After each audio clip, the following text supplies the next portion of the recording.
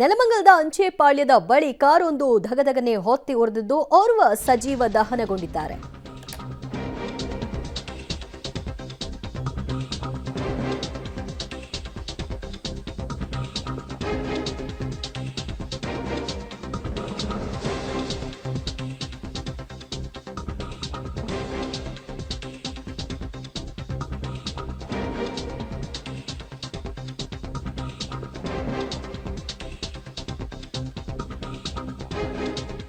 ನೆಲಮಂಗಲದ ಬಳಿ ಕಾರ್ನಲ್ಲಿದ್ದ ಓರ್ವ ವ್ಯಕ್ತಿ ಸಜೀವನ ದಹನಗೊಂಡಿದ್ದಾರೆ. ರಾಷ್ಟ್ರೀಯ ಹೆದ್ದಾರಿಯಲ್ಲಿ ಕಾರೊಂದು ಹೊತ್ತಿ ಉರಿದಿದೆ. ನೆಲಮಂಗಲದ ಅಂಚೆಪಾಳ್ಯ ಬಳಿ ಈ ದುರಂತ ಸಂಭವಿಸಿದೆ.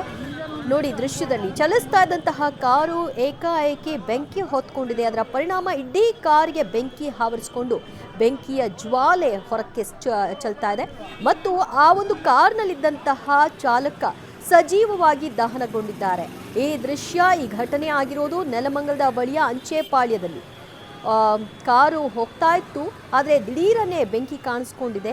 ಅದು ಆ ಚಾಲಕನಿಗೆ ಆತನ ಗಮನಕ್ಕೆ ಬಂದಿಲ್ಲ. ಬರುವ ಅಷ್ಟೊತ್ತಿಗೆ ಬೆಂಕಿ ಕಂಪ್ಲೀಟ್ ಆ ಒಂದು ಕಾರನ್ನು ಆವರಿಸ್ಕೊಂಡ್ಬಿಟ್ಟಿದೆ. ರಾಷ್ಟ್ರೀಯ ಹೆದ್ದಾರಿಯಲ್ಲಿ ನಡೆದಂತಹ ದುರಂತ ಇದಾಗಿದೆ.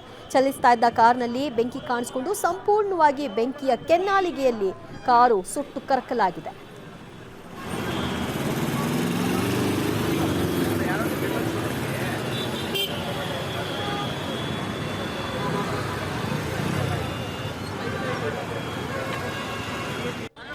ಮತ್ತಷ್ಟು ಮಾಹಿತಿ ಪಡೆಯೋಣ ನಮ್ಮ ಪ್ರತಿನಿಧಿ ಪ್ರಕಾಶ್ರಿಂದ. ಪ್ರಕಾಶ್, ಕಾರ್ನಲ್ಲಿ ಒಬ್ಬರೇ ಇದ್ರಾ, ಬೇರೆ ಯಾರಾದ್ರೂ ಇದ್ರಾ? ಅದರ ಬಗ್ಗೆ ಏನಾದ್ರೂ ಮಾಹಿತಿ ಲಭ್ಯವಾಗ್ತಾ ಇದೆಯಾ? ಸಹಜವಾಗಿ ಇಂತಹ ಘಟನೆಗಳಾದಾಗ ಟ್ರಾಫಿಕ್ ಸಮಸ್ಯೆಗಳು ಕಂಡು ಬರುತ್ತೆ.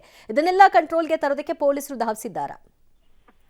ಏನಂತ ಹೇಳಿದ್ರೆ, ಈ ಕಾರು ನೆಲಮಂಗಲ ಮಾರ್ಗವಾಗಿ ಬೆಂಗಳೂರು ಕಡೆ ಮೂವ್ ಆಗ್ತಾ ಇರುವಂತದ್ದು. ಈ ಸಂದರ್ಭದಲ್ಲಿ ನೆಲಮಂಗಲದ ಅಂಚೆಪಾಳ್ಯದ ಬಳಿ ಏಕಾಏಕಿ ಕಾರಿನಲ್ಲಿ ಸಣ್ಣ ಪ್ರಮಾಣದಲ್ಲಿ ಒಂದು ಬೆಂಕಿ ಕಾಣಿಸ್ಕೊಂಡಿದೆ. ಆ ಕಾರು ಚಾಲಕ ಅಲ್ಲಿಂದ ಇಳಿಯುವಂತ ಪ್ರಯತ್ನ ಕೂಡ ಮಾಡಿರುವಂತದ್ದು. ಆದ್ರೆ ಅಲ್ಲಿ ಸಂಪೂರ್ಣವಾಗಿ ಏನು ಮಾರುತಿ ಕಂಪನಿಗೆ ಸೇರಿರುವಂತ ಕಾರು ಅಂತೇಳಿ ಕಂಡು ಬರ್ತಾ ಇದೆ. ಆದ್ರೆ ಚಾಲಕ ಕಾರಿಂದ ಆಚೆ ಬರ್ಲಿಕ್ಕೆ ಸಾಧ್ಯನೇ ಆಗಿಲ್ಲ. ಸಂಪೂರ್ಣವಾಗಿ ಬೆಂಕಿ ನೋಡ್ತಿದ್ದಂತೆ ದಗದಗನೆ ಹೊತ್ತಿ ಉರಿದಿರುವಂತದ್ದು.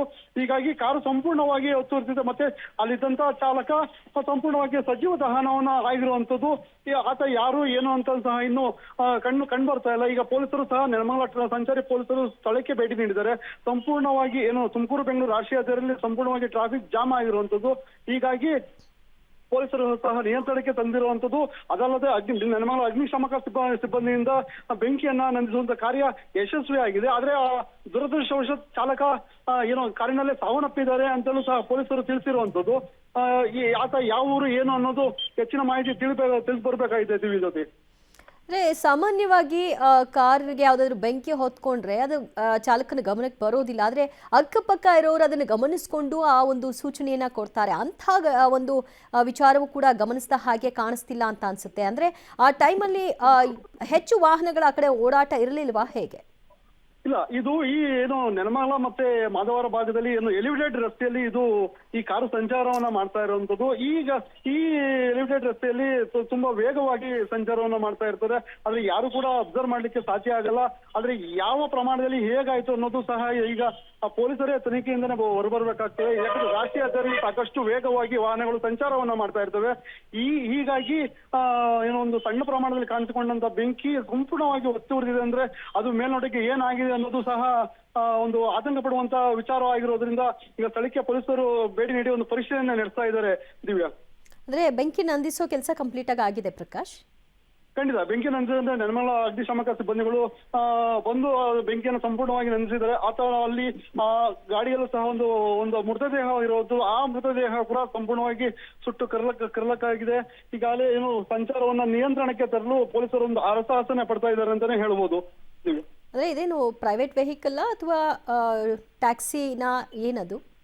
ಇಲ್ಲ, ನಾವು ಆ ಬೆಂಕಿ ಸ್ಥಳೀಯರು ಹಿಡಿದಿರುವಂತಹ ದೃಶ್ಯದಲ್ಲಿ ನೋಡ್ತಾ ಇದ್ರೆ ಏನಂತ ಹೇಳಿದ್ರೆ ಅದು ಒಂದು ವೈಟ್ ಬೋಲ್ಟ್ ಒಂದು ಮಾರುತಿ ಕಂಪನಿಗೆ ಸೇರಿದಂತ ಜೆನ್ ಇಲ್ಲ ವ್ಯಾಗನರ್ ಅನ್ನೋ ಮಾಹಿತಿ ಕಂಡು ಬರ್ತಾ ಇದೆ. ಅಂದ್ರೆ ವೈಟ್ ಬೋಲ್ಟ್ ಇರೋದ್ರಿಂದ ಒಂದು ಪ್ರೈವೇಟ್ ಕಾರ್ ಆಗಿದೆ.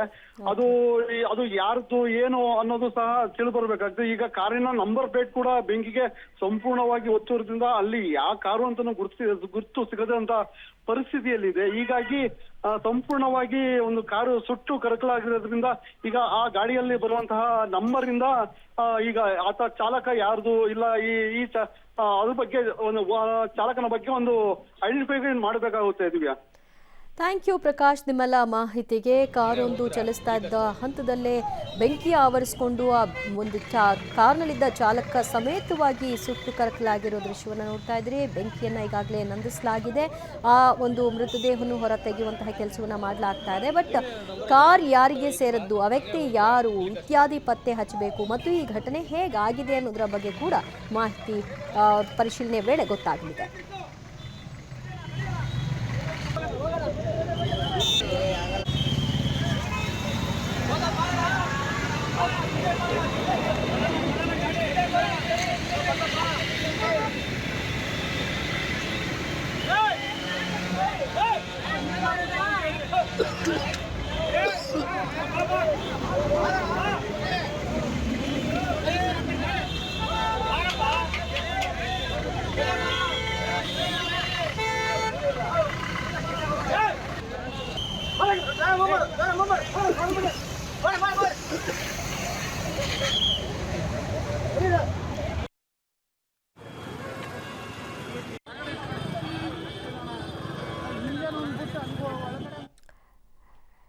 ವಿಜಯಪುರದಲ್ಲೂ ಕೂಡ ಬೆಂಕಿ ಅವಘಡ ಸಂಭವಿಸಿದೆ. ಪರಿಣಾಮ ಲಾರಿ ಒಂದು ಸಂಪೂರ್ಣ ಸುಟ್ಟು ಭಸ್ಮವಾಗಿದೆ.